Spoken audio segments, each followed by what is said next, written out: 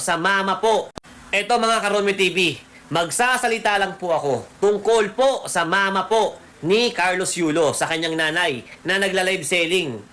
Laging puyat para makabenta at para kumita ng pera.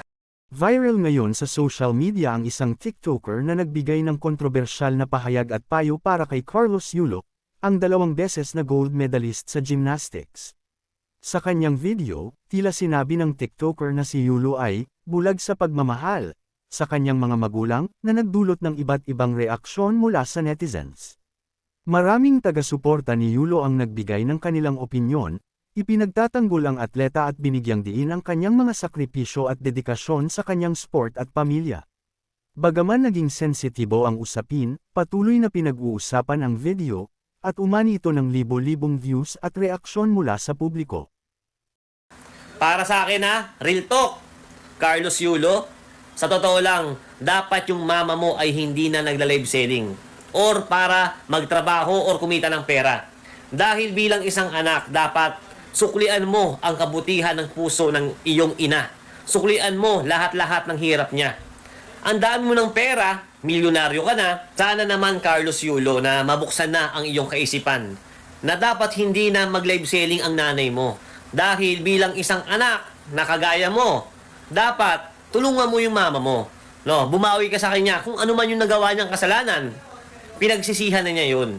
Saka nanay mo pa rin yan. Baliktarin man ang mundo, siya pa rin yung nanay mo. Alam mo, Carlos Yulo, sobrang daming tumutulong sa nanay mo. Pero dapat ikaw mismo ang tumutulong bilang isang anak, hindi ibang tao. No? Dapat magkaayos kayo ng nanay mo dahil siya ang nagsilang sa'yo at siya ang bumuhay sa'yo. Kaya kung patuloy mong hindi papansinin ang nanay mo, malaking kasalanan yan. Baka pagsisihan mo yan balang araw pag dumating yung panahon. 'Di ba? Wag naman sana.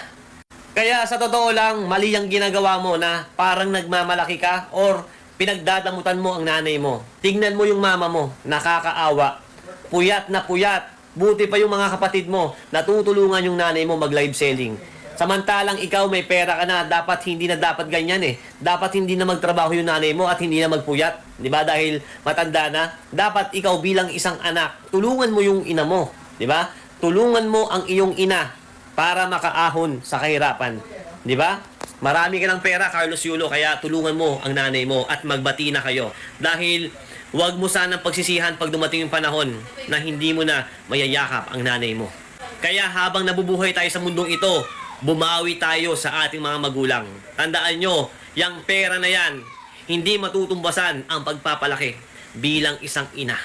'Di ba? Kaya hindi matutumbasan ang pagmamahal, hindi mabibili ng pera. Kaya bumawi ka sa nanay mo, Carlos Yulo, na sana maging maayos ang relasyon nyo bilang mag-ina. Dahil matanda na yung nanay mo, dapat yan tinutulungan mo, marami ka ng pera, dapat yan hindi na nagtatrabaho or nagpupuyat para mag-live selling, di ba? Dahil may pera ka naman na para matulungan mo ang nanay mo. Kaya yung matigas mong puso, palambutin mo. Yun lang, Carlos Yulo.